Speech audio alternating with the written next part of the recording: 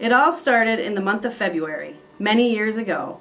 My dad had gotten 2 copies of Bon Jovi's New Jersey for his birthday, and he came to me and asked, "Have you heard that jungle song?"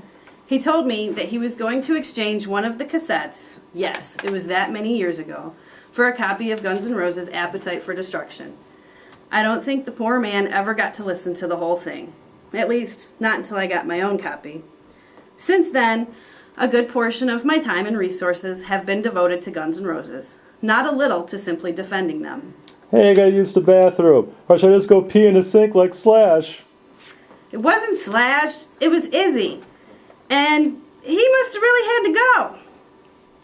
Guns N' Roses helped bring my husband and I together, as he would use borrowing items from my Guns N' Roses collection as an excuse to visit me when we first started dating.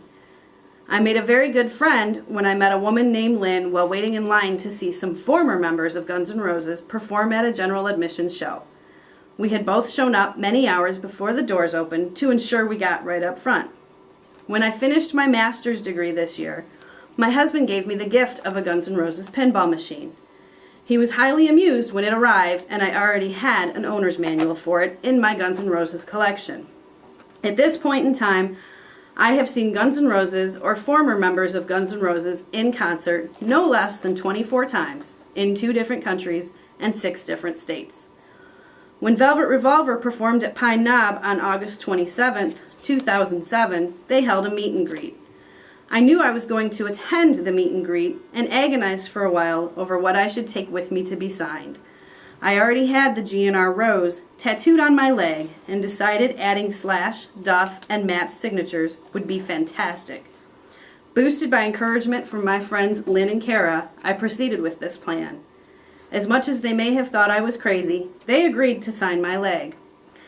On June 23, 2009, Adler's Appetite performed at the Hayloft. I took a sign that said, "Steven, please sign my leg," and hung out by the tour bus. Steven's guitar player Alex saw me and promised to tell Steven about me. After the show, Steven did not come out to sign autographs with the rest of his band, but Alex took me to see him and told him that I had something special going on, and Steven was kind enough to sign my leg. On June 4th, 2010, Gilby Clarke also played the Hayloft and signed my leg upon his arrival at the venue.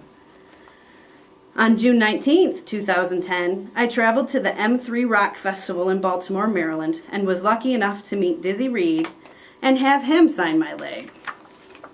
I understand that bands evolve and change, and I was there when the store opened to get my copy of Chinese Democracy the day it came out.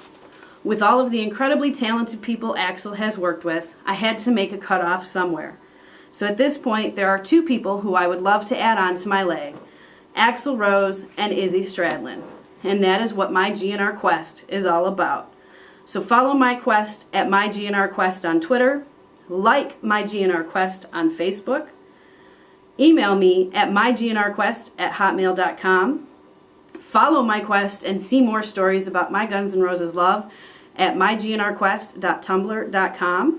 And for goodness sake, someone connect me with Axl and Izzy so I can have a successful quest. Thank you.